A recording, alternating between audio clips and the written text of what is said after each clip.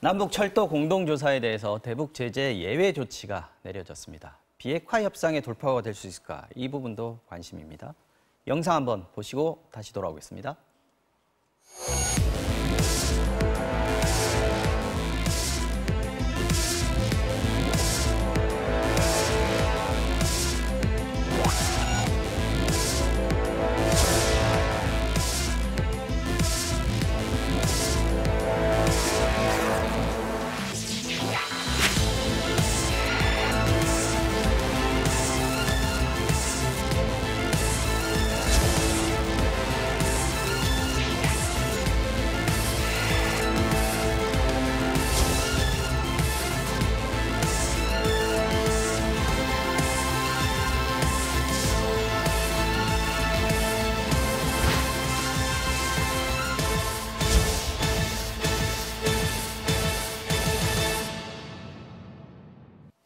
네, 북한에 대해 취해지고 있는 여러 가지 제재 중에서 남북 철도 공동조사만큼은 예외로 하겠다. 유엔과 미국 측의 예외 조치를 보셨는데요. 남과 북의 끊어진 철도를 연결한다는 그 자체로도 굉장히 큰 의미가 있습니다. 자, 이번에 나온 예외 조치는 일단 철도 연결 자체가 아니고 사전 조사를 하는데 이제 그 필요한 물자에 국한되는 거죠. 예. 네.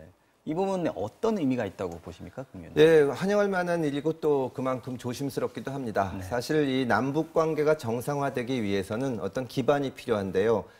철도가 연결되고 통신이 연결되고 도로가 연결되는 것은 그 기반을 만드는 것입니다. 네. 지금 그 기반을 만들기 위한 조사 작업을 하는 것이고 이것 자체가 이제 무슨 경제 제재를 해제하거나 하는 것은 아닙니다. 다만 남북 관계가 평화롭게 잘 진행이 되면서 또 경제 협력이 이루어질 때를 대비해서 이런 작업이 이루어지는 것이고요. 이런 작업이 된다는 것을 국제사회나 미국이 용인했다는 것이 어떻게 보면 상황을 또 긍정적으로 보고 있다는 신호가 되는 것이기 때문에 아주 환영할 만한 일이라고 생각합니다. 네.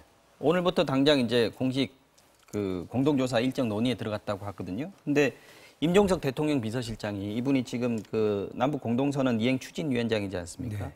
연내 착공식도 가능할 것이다 이렇게 얘기를 했습니다. 이 얘기는 뭐냐면 지금 당장은 공동조사만 예외가 됐지만 철도 사업 자체도 이제 풀릴 거다 이렇게 지금 보고 있다는 건데 예상을 어떻게 하십니까? 그건 이제 문재인 정부가 끊임없이 그렇게 노력을 할 거라고 보는데 저는 이제 그거는 조금 신중하게 바라볼 필요가 있다고 생각이 듭니다. 그래서 현재 유엔 안보리산의 제재위원회가 허용을 해준 부분은 공동조사. 네. 아마 착공식까지는 이제 대규모의 물자나 지원이 들어가지 않기 때문에 그 부분에 한해서는 제가 볼 때는 이제 제재위원회도 이해를 하겠지만 이제 본격적으로 이제 철로를 다시 깔고 뭐 이렇게 할 때 이제 많은 이제 그 재정이나 물자가 들어가게 되는데 그렇죠. 네. 이 부분이 제재위원회에서 다시 논의를 해야 되는 사안입니다. 그러면 지금 이제 미국도 계속 강조하고 있지만 남북 경협하고 그 비핵화 북미 협상 이 진전 속도가 같아야 된다는 것을 좀 강조하고 있고 비핵화 협상하고 예 그렇습니다. 그리고 이것이 이제 현재 국제사회 저는 보편적 정서라고 보거든요. 그래서 여기에 좀 맞춰 나가야 되는 것이 굉장히 중요하고 그것이 현재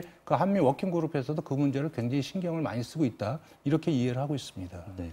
지금 뭐 착공식 얘기도 했지만 뭐 청와대 안팎에서는 착공식에 남북 정상들이 같이 참석하는 것도 얘기가 나오고 있다. 이런 얘기까지 나오고 있습니다.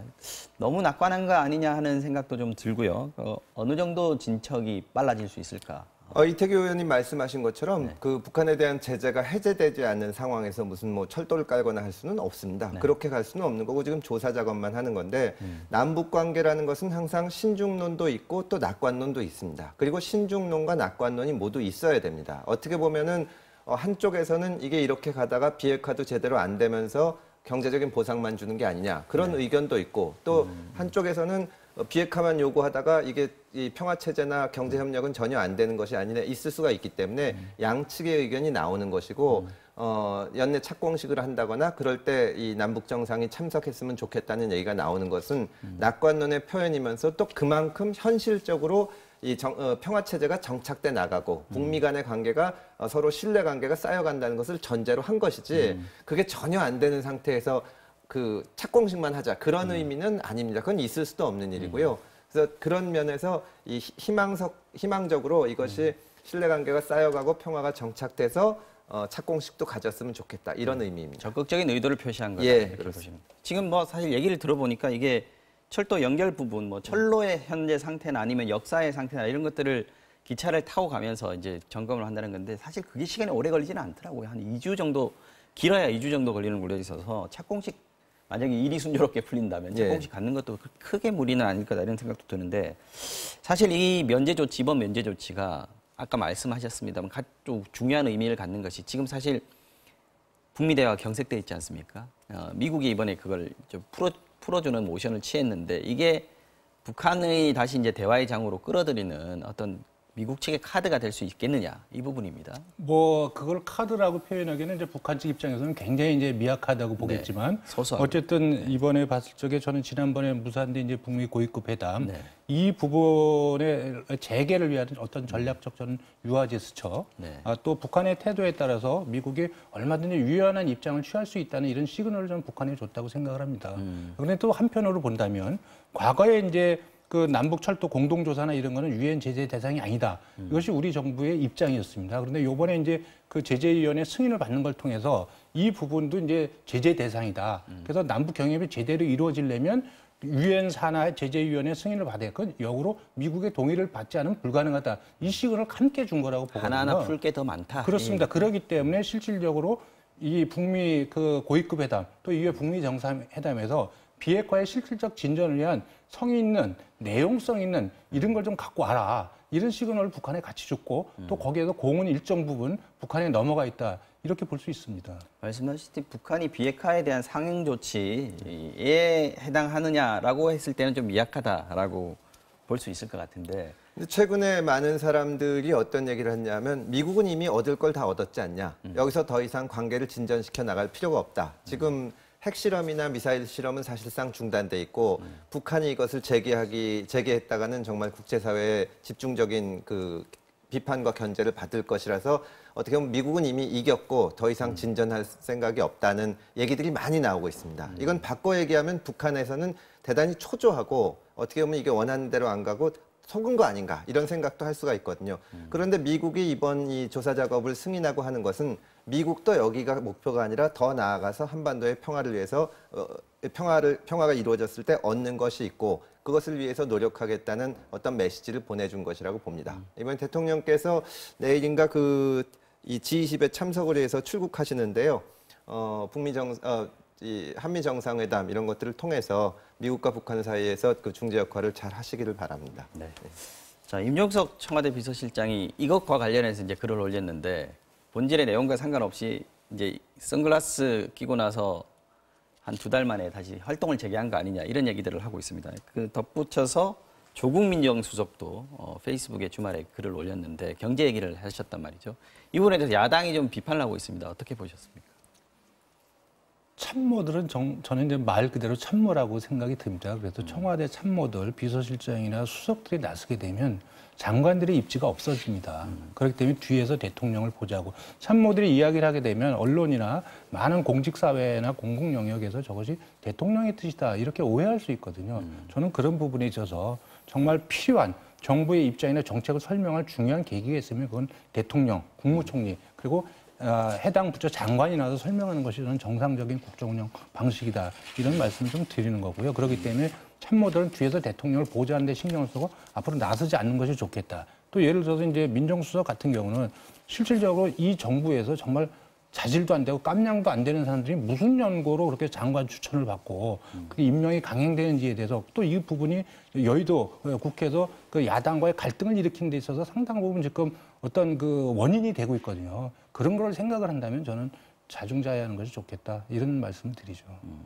지금 뭐 국면 전환용으로 SNS에 참모들이 총동원됐다 이런 얘기까지 나오고 있고요. 야당에서 너무 심하게 비판하는 거 아니냐 이런 얘기도 있습니다. 사실은. 트위터나 페이스북 몇 개 띄운다고 해서 국면 전환이 될 거라고 생각은 안 합니다. 선글라스 말씀도 하셨는데 임종석 실장이나 조국 민정수석이나 자기 정치의 의미가 있다고는 전혀 생각 안 합니다. 두 분 다 어떻게 보면 문재인 정부가 성공하지 않으면 정치적인 미래가 없는 임종석 실장도 마찬가지로 없기 때문에 어떤 진심을 담아서 정부에 하는 일을 알리려고 한 것으로 봅니다. 다만 이제 어떤 경우에는 그걸 또 뭐 트럼프도 지금 하고 있는데 청와대 비서진이라고 해가지고 이걸 못하게 할 수는 없는 거지만 사실은 청와대 비서진이 하는 SNS가 개인적으로 하더라도 정부의 공식 입장으로 받아들여질 가능성이 있습니다. 그러다 보면은 지금 경제가 어려운데 뭐 소처럼 한 발씩 간다 그러면 그게 약간 한가해 보이기도 하고 화가 날 수도 있고 그런 문제가 잘못하면은 오히려 정부의 큰 도움이 안 될 수가 있기 때문에 정교하게 조정해서 돼야 되고 그런 면에서는 좀 조심스러울 필요가 있다. 그런 데는 동의를 합니다. 김성태 대표가 이 얘기하셨습니다. 모두가 문재인 디펜스를 하고 있다. 각자 맡은 일에만 충실하시길 바란다. 그러면서 한 얘기가 임종석 실장도 선글라스 끼고 북경올림픽 응원 갈 생각이나 하지 말고 첫눈 오면 탁현민 놓아준다는 약속이나 지켜라 이렇게 얘기했단 말이에요. 탁현민 행정관 얘기 뭐 잠깐만 좀 해볼까요? 짧게 좀 얘기. 어떻게 됩니까? 저는 그 문제에 대해서는 여러 차례 의견을 밝혔기 때문에 여기서 다시 밝히기는 적절치 않고 하여튼 이 문제가 상징적인 것이 되어 있기 때문에 탁현민 행정관 개인의 어떤 잘잘못을 떠나서 좀 상징적인 조치를 언젠가는 좀 해주셨으면 좋겠습니다. 네. 그래도 일 잘하면 계속 놔둬야 되는 거 아닙니까? 어쨌든 뭐 여성 폄하 또 이런 공직자 기본 인식에 문제가 있다 이렇게 해서 이제 그것이 어떤 공감대가 있지 않습니까? 그러면 일을 잘하는 거와 별개로 일단 그 자리에 있는 것은 적절치 않다 이런 생각이 드는 거죠. 그렇기 때문에 이제 자꾸 감싸고 도니까 이 정권이 너무 이제 끼리끼리 자기들만의 어떤 정권이냐 이런 이제 비판을 스스로 이렇게 자초하고 있거든요. 네. 저는 그래서 얻는 것보다 잃는 것이 훨씬 많다고 봅니다. 네. 오늘도 두 분 의원님 모시고 정치와호장용 많이 왔습니다. 여기서 접겠습니다. 두 분 고맙습니다.